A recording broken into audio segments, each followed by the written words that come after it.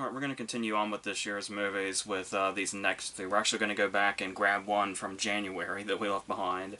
But we're going to start with Mickey 17, which is interesting because we've talked about a few Bong Joon-ho movies on this channel at this point. Like Snowpiercer and The Host and Parasite, obviously. And for some reason, every time we talk about one of his movies, I always feel a little intimidated going into talking about it. I guess it's because they're just usually so layered and they usually have so much going on. But this is no different either. This is it's a very busy movie. But I do also go into this one with a little bit of background because I have read Mickey 7, the book that it's based on. And I don't want this to become too much of this is what the book did, this is what the movie did kind of thing. But every time I say that, it usually ends up being that anyway, so sorry if that happens.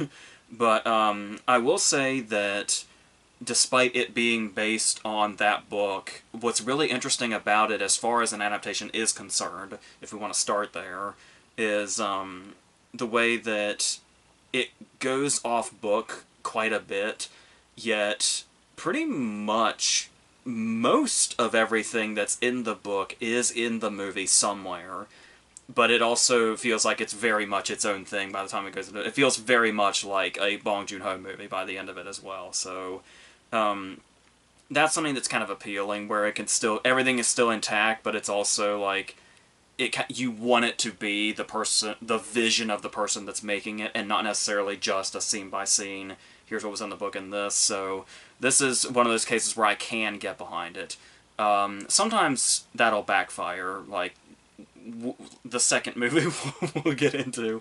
But for this in particular, this was a case where I feel like it did really work, especially with a director as visionary and specific and identifiable as Bong Joon-ho. So we do have that. Where we'll have things in here where it's like, if you go in with full knowledge of the book, sometimes the pacing might throw you off a bit because there's some things that take a lot longer to get to in the movie than they did in the book, but then there's other things where it feels like the movie's doing like a speed run of something that happened in the book, and that kind of goes back and forth. Personally, though, even though that seems like it'd be setting up a pacing problem, I never really had problems with it. Like, the movie is 2 hours and 17 minutes, which I imagine is quite intentional. There actually is like an epilogue at the end that almost feels tacked on, and my first thought was, you guys really wanted that 17 minutes in the runtime, didn't you? But no, apart from that, it really didn't feel its length to me at all, when I really feel like even if you know the whole story going in, you would think that would help, but it's like the fact that it kind of, you know, goes in and out of what the book was doing, you'd think would throw you off, but no, I was actually okay with how long this was. It didn't feel its length to me until that epilogue, so so naturally, one thing going into this that you'll notice just on the concept, the story's concept alone, is the very dark sense of humor going into it. And that's something that I was very much looking forward to with this, especially with the perfect casting of Robert Pattinson, where it seems like this is the kind of thing that he's like really actively seeking out and has been for a while, and could just have a field day with as an actor, as far as like the dark humor and the playing different characters and doing weird voices and swinging for the fences and all that. And he gets to do all of that, which is fun. I especially love when actors can play like different parts in the same movie and be so like distinguishable and so different. So it's like whenever a new Mickey happens, whenever he comes back, he is like kind of a new personality in a way, in a different way, and sometimes he'll be like maybe a pushover, or maybe he'll be more antagonistic, or one will be more scared than the other, or one will be more fearless than the other, or more reckless, I guess you could say, than the other. And we only really see, it was an interesting choice to go from being the 7th and 8th Mickey from the book to focusing on the 17th and 18th and having like 10 other Mickeys in between, because we don't really focus on that in the movie. I guess it just maybe gives him more of a pass, like he's been doing this more and he's more seasoned about it, when there's like 18 of him rather than 8. So, but that, those changes also, I can see where, like, the idea of changing up the characters was something that he kind of wanted to do, and kind of change up their significance in the story a little bit for some of them. And sometimes it's interesting. A lot of the times I don't know how necessary it is. Like, for I guess the downside of it, you could say, is the inclusion of the Toni Collette character, who's not even in the book at all. And I guess it was to take the Ruffalo character and kind of be able to split up his personality a little bit into two characters and kind of have a bit of dynamic there. Especially from, like, the political standpoint that character's coming from, which is also something that is new. Because in the book, Ruffalo's character is just, like, the boss. But here they make him, like, this sort of unattainable sort of politician. And it's, and yeah, there's going to be, like, you know, parallels and stuff like that. And I do love the idea. We were talking about this with The Substance. I actually can really appreciate it if a movie's committed enough, if it's as unsubtle as possible. And for a movie that's as chaotic and busy as this one, it makes sense for this one to be a scream from the rooftops kind of thing, where it's like, it still feels layered, but just don't expect it to be subtle in any way at all. So to put in the political elements makes sense as the movie goes on and the way they function with the changes that have been made in the story. So, but yeah, as far as the Toni Collette character, I don't really know if... I mean, she's always a great presence, especially when she's unhinged. But I wasn't quite sure how unnecessary, or how necessary or unnecessary it was to have two characters in this sort of head villain spot. The other thing would be Stephen Yeun's character, and part of me was pleased about it because it was like, when I was reading the book, I was aware, even though his character name changes from book to movie, I was aware of which character he was while I was reading the book, and it was like, this is kind of an interesting part, but it also feels like it's a little throwaway to cast Stephen Yeun. It almost seems like it might be kind of a waste of him. So they did definitely beef up that part and give him more to do. But he also has, like, a whole subplot going on now that they've added. And that's one of those things where it's like, I like that they gave him more, and they make the character more, like, intentionally, like, hateable and almost punchable. But at the same time, it is, like, for a movie that's already as busy as it is, that was probably one subplot too many going on, where it started to feel really busy almost to a fault. When how busy it feels, for the most part, is an asset to the movie, and just how chaotic it feels is an asset, usually, throughout it. It's a very sort of contagious chaos, I guess you could say. Like, the more just insane and, like, off the rails it feels like it's going, the more exciting it was, at least to me. And that's what I think I was enjoying the most about the movie, was just when it was just pure chaos. And it was very much, like I said, sometimes chaos can seem a little desperate in a worse movie by a worse director. Where it's just like, here's, you know, we're waving our hands about and screaming and to keep you occupied. But this feels like controlled chaos in a very Bong Joon-ho way that I love. So that's... and as far as... speaking of the more chaotic scenes, the casting of Ruffalo feels very inspired. Because, like, reading the book is one thing, but when you see what this character is in the movie, which is so much bigger in personality and everything else, he's a lot more evil in the movie.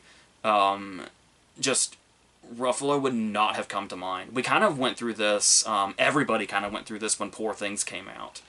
And it's like, you describe the role to somebody, and then you say Ruffalo, and their first response would probably be, really? I can't imagine that at all. But Ruffalo seems like he's in a very interesting place as an actor right now, to where he's really, like, showing us a different side of what he can do. Because for the longest time, he was, you know, like, the nice, sensitive guy. Like the nice, sensitive guy he seems to be in, like, real life. And then with Duncan in Poor Things, and now this character Marshall, it's like he's getting really weird in the best way, and really big in the best way. and it's been really fun watching him lately go in these sort of different places, and that was really exciting. I was really curious in general how he was going to function in a Bong Joon-ho movie when I heard the casting. It was like I'm really into this. It might take a second to get used to because of the way the character is, like the way he speaks and the way he moves. But once you're like really in the thick of the movie, it's like, oh, I'm really digging this. So, and like I said, when the movie just gets crazier as it goes, it just becomes a lot of fun as it goes. So, and speaking of it, you know, going to certain distances, there is one moment when, I mean, think about the concept of the movie, and think about the fact that we have Naomi Aki's character in this.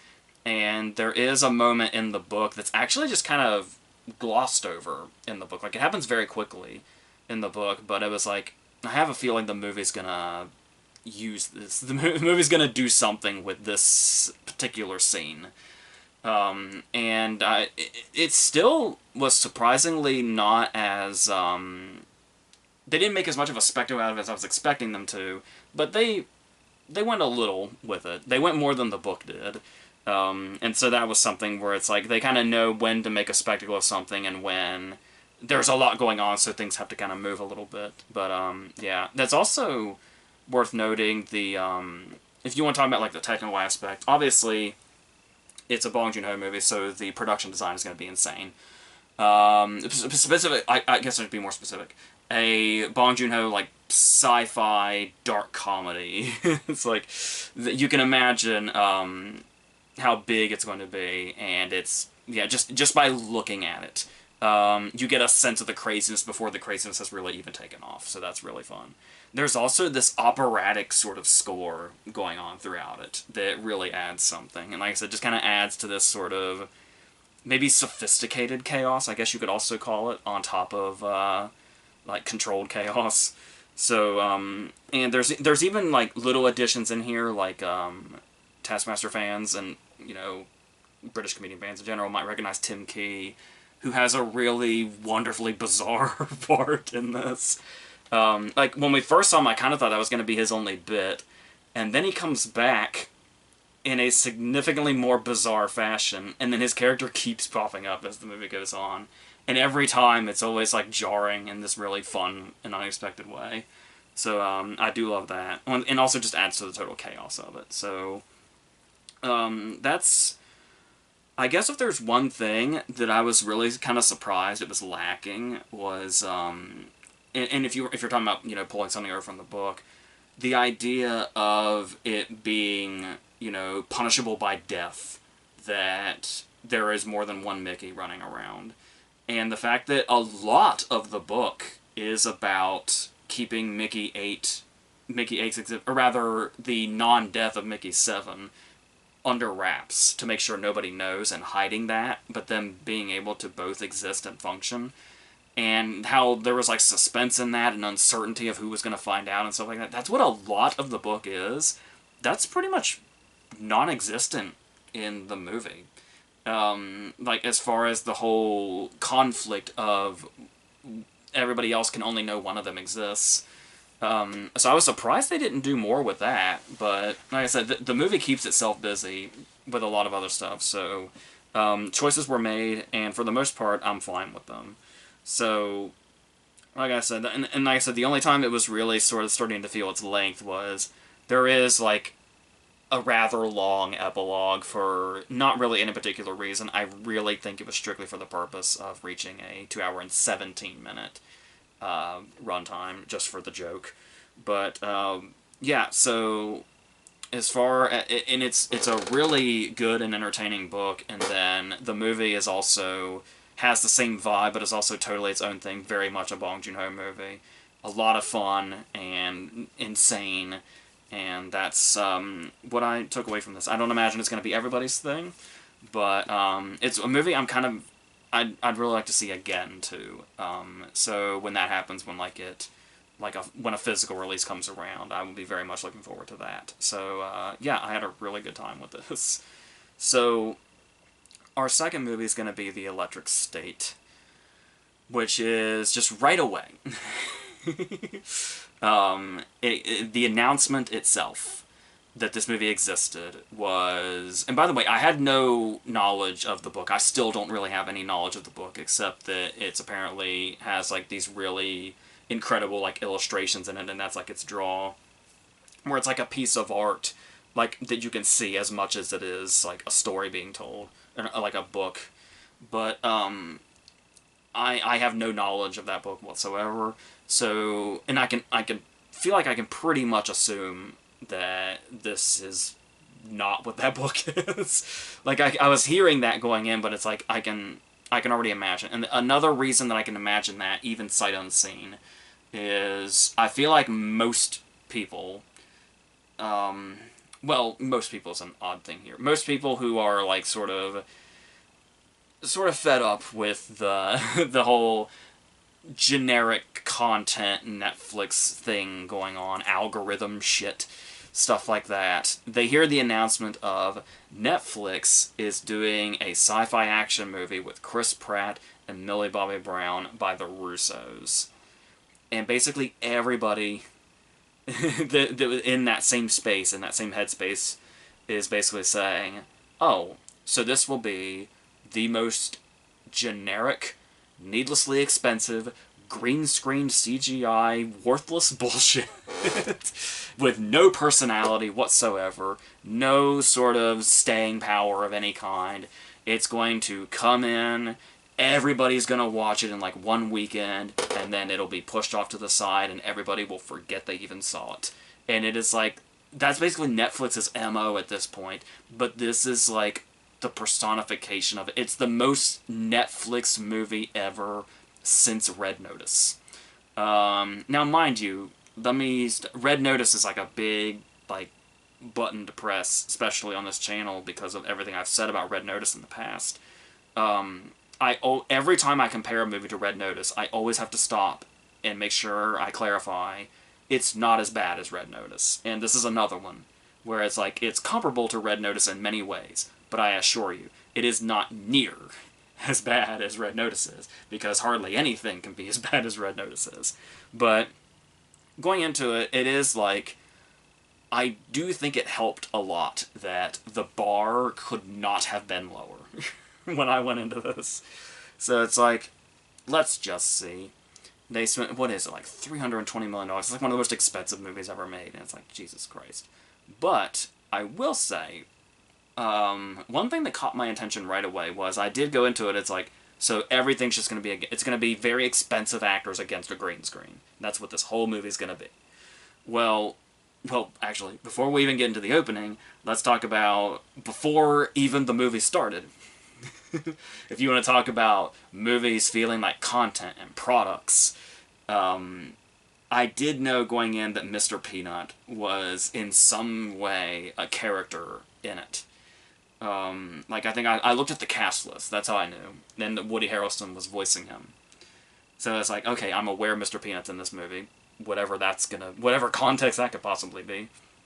So you go to Netflix, and you hit play, and the movie starts, and there's a tiny little ad there that says, it's a picture of Mr. Peanut from the movie, and it says, this movie is brought to you by Planters. So, before the movie has even started, it tells you right away it's a fucking ad.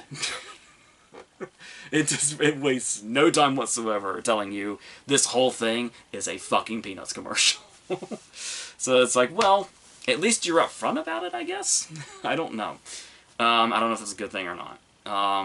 It's not. It's not a good thing for movies to just be ads, but it's the Netflix way. So, that's where we're at. So, the actual movie starts, and I am surprised in one way right away, because you hear a $320 million price tag, and you're expecting the green screen shit of every other Netflix movie. And I gotta say, we get this opening scene, and it's done through news footage, and we get the backstory of what happened. It's like an alternate 1990s timeline, and it's like this, we see it through news footage, so it's like this sort of Pacific Rim, Ready Player One mixture of kind of the feel of it in regards to what we're being introduced to here. There's actually a lot of Ready Player One in this, but and a little bit of Pacific Rim as far as like the way we see the opening through like the news, and that's how we get the backstory and all that and what's been going on here. And I have to say, I was taken right away that the effects are really good. I imagine I've had disagreements in the past with people about effects. I'm usually really picky about that. It's usually really painfully obvious when something's really bad CGI or isn't blending with its background, or especially if you're, putting them up against humans and it's like you can just tell everything. I don't know. Personally, to me, I thought the effects looked pretty incredible and pretty seamless for the most part. Yeah, there are cases where they look a little, too animated. But once again, maybe that's just where my bar was, but I was really surprised how good it looked. So it's like at the very least it doesn't look like a cheap movie like many Netflix movies that are over $200 million do. It actually looked like they put not 320 million. I mean, we're in this age now where we've got like Godzilla -1 and The Creator doing stuff that looks like this for like 2-digit million.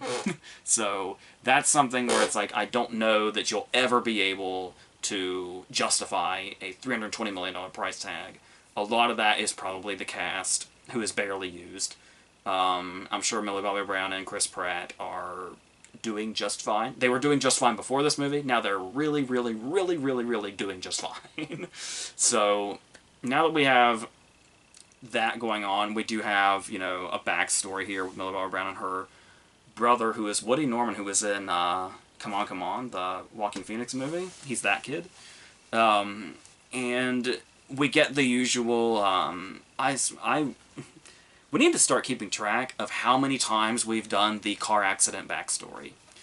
I mean, I know there's tropes, but then there's this trope that will never die, ever.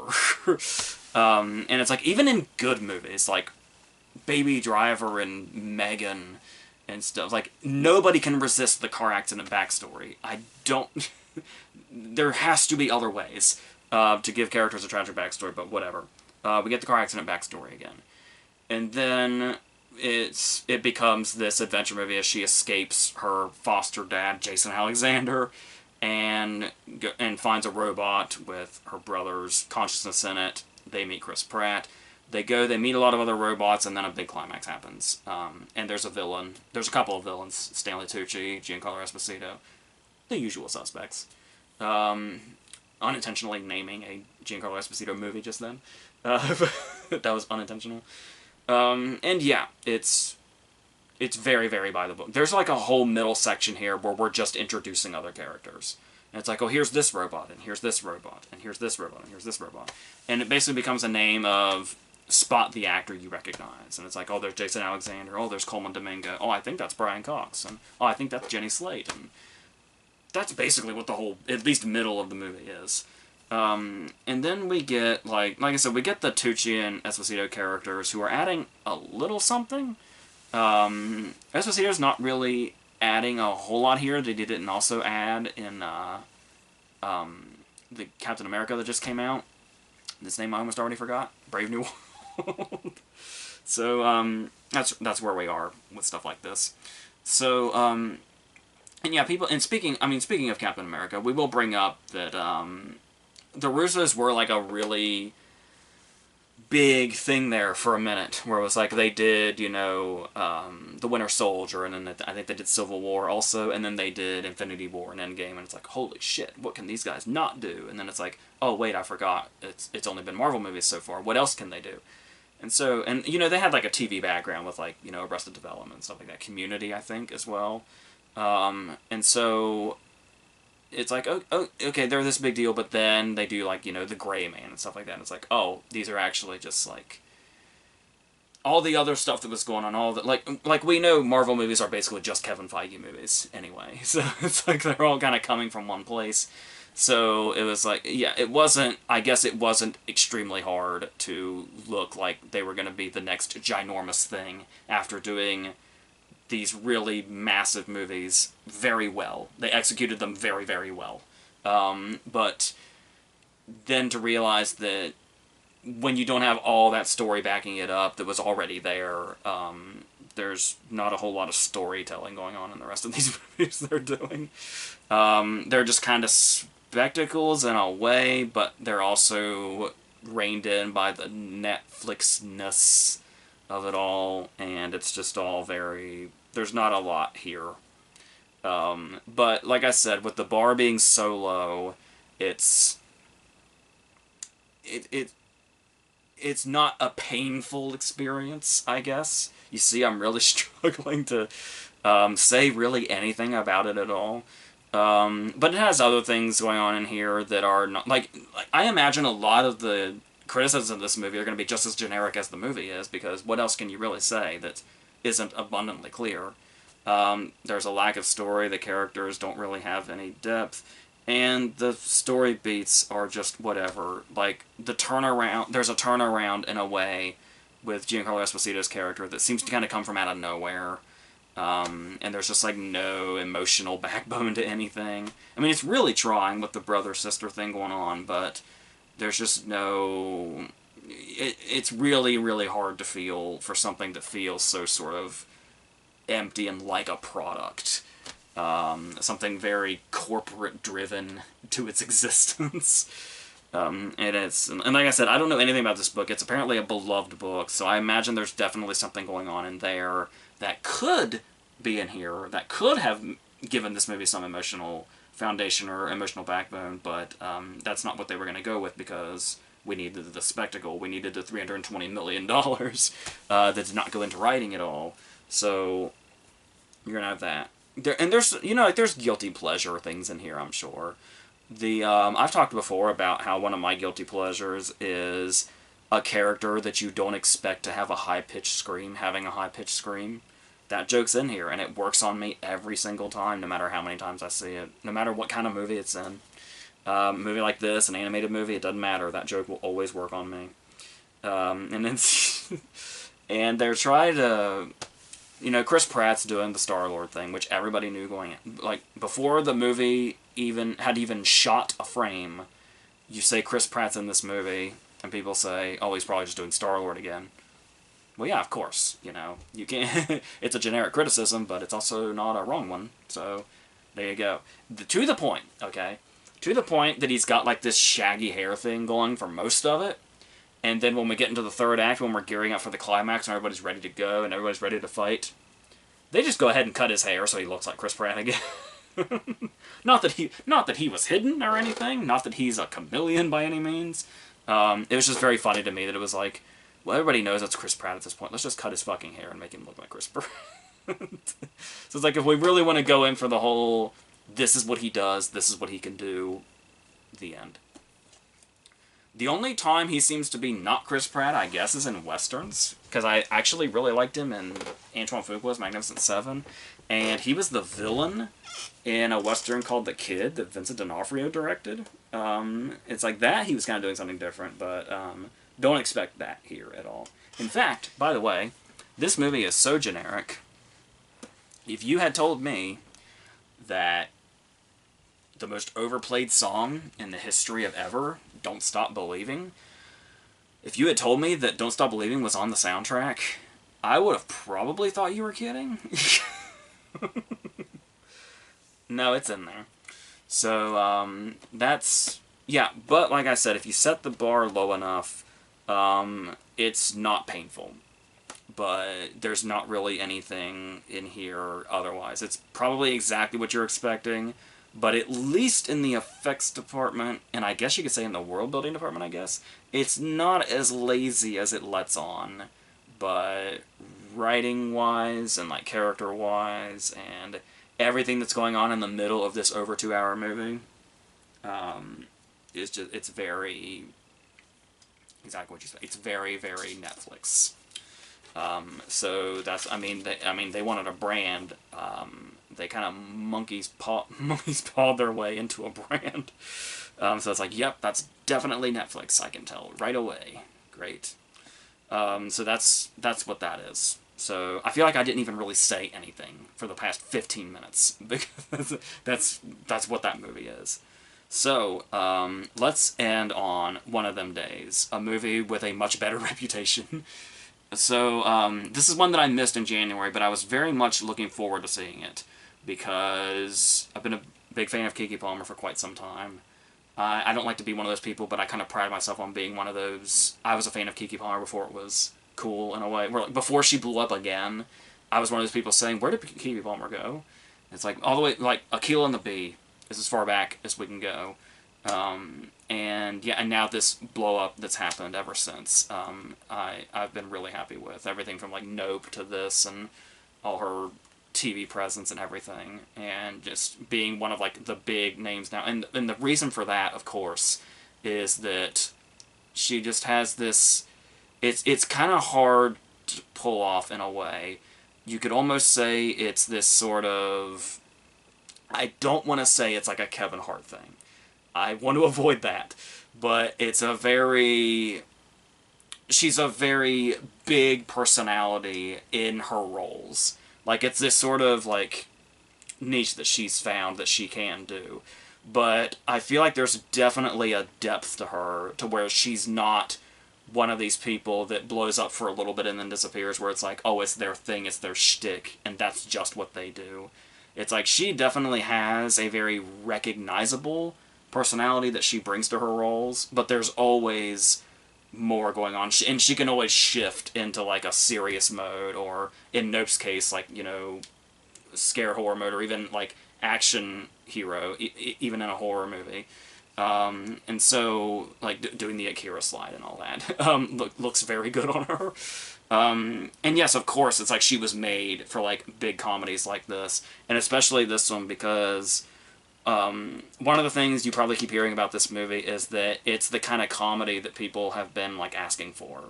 Where there's been so much questioning lately of where did like the theatrically released comedies go? Like, it's all like the action movies and horror, and that's about it. And this is like, as far as it feeling sort of throwback as far as comedies go.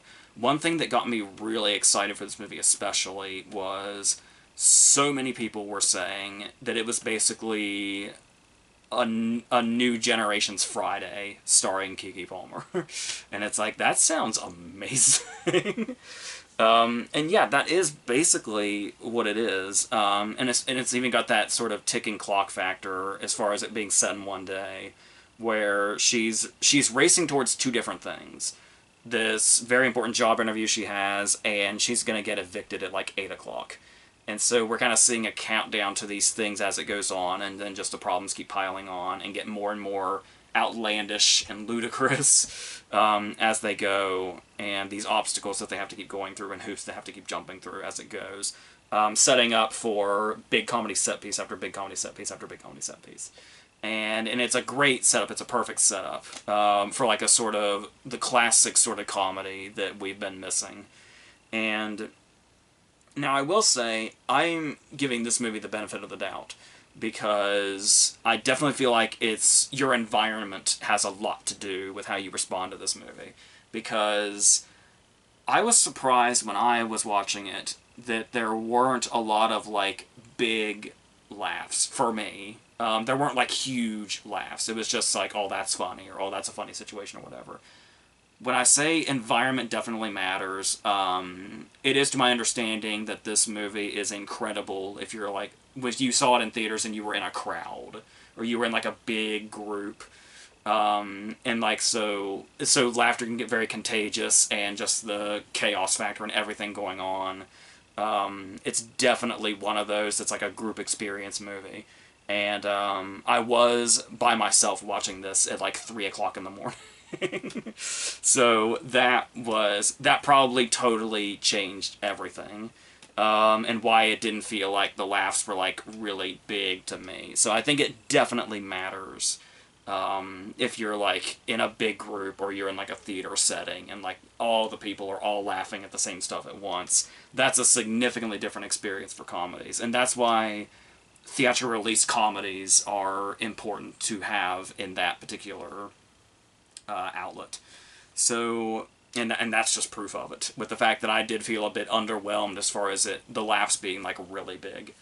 And there are also just some jokes in general that are obvious. There's one joke involving this character Maniac, who is kind of her love interest as it goes on, and they set up a joke for him that is so incredibly obvious that I was shocked when it paid itself off at the very end of the movie.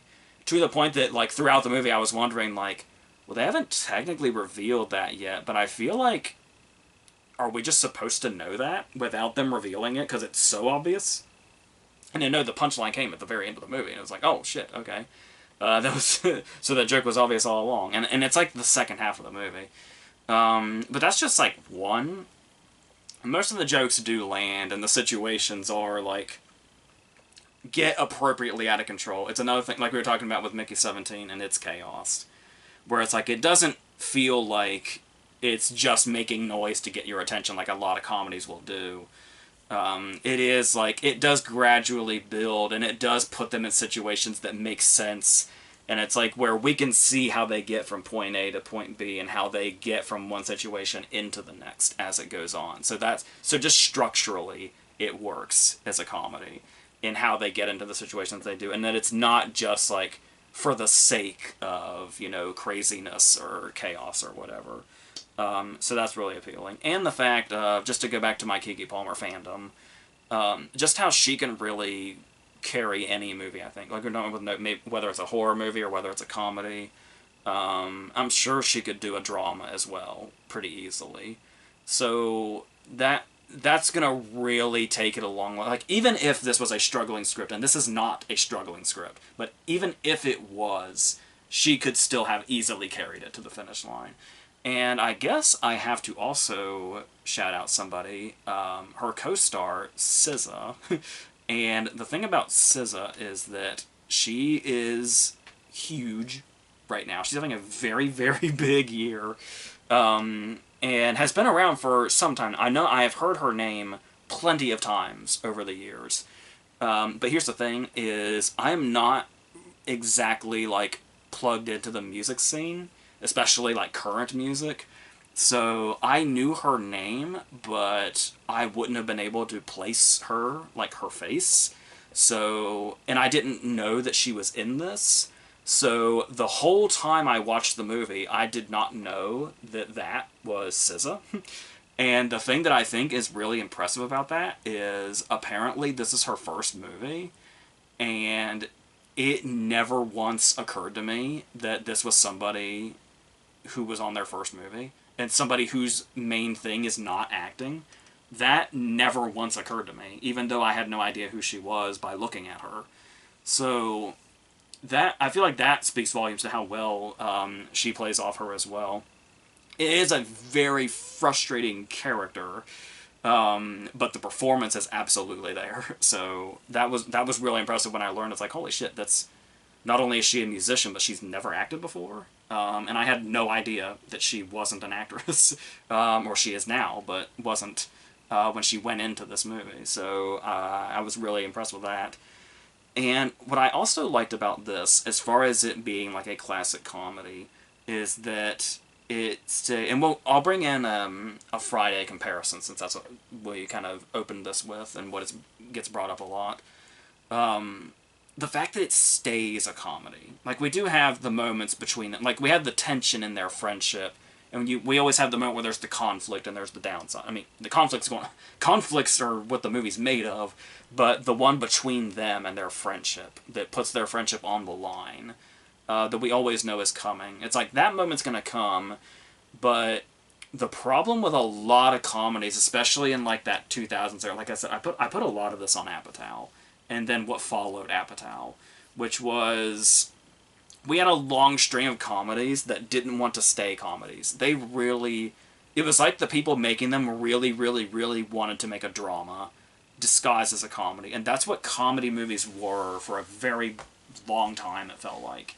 And it's like, you couldn't walk into a comedy without, like, getting, like, 65% drama. And it got really tiresome. And so I like the fact that this stays a comedy, despite that one conflict that's always there between characters. even when it gets to a point to where it actually becomes like life and death towards the end, it stays a comedy. And you could make the Friday comparison where Friday's third act involves life or death scenarios, and Friday's third act basically becomes a John Singleton movie, where Friday gets really dark there in the third act. But the thing about it is that I don't hold that against Friday at all. I think Friday might be flawless, honestly. But I think that works for that movie. And this is one of those movies, like, and that's to differentiate where there are times where it works to really, lean into your dramatic side or your darker side while being a comedy. And then there's this, where it's like, you can get to those elements in the story, but you're always a comedy. Which is the thing that I think we really started to miss when we got into that point in, like, the mid-2000s there.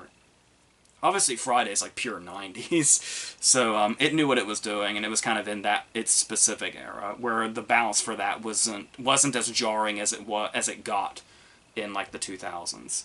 So that's why that works for Friday, and that's why I feel like this, with this approach to that, how it works for this movie. So that's how I feel about this, I think. So I guess we can leave it at this. So I think the next thing, I think we're gonna go into a more kid-friendly place next time with Paddington and, like, Dogman, and I guess I'll see what that Plankton thing is. As a classic SpongeBob fan, I'm not really into what they've been doing lately, but just out of curiosity, I'll look into it. That might be what the next thing is, maybe. If not, we'll figure something out. But until then, I think that's it.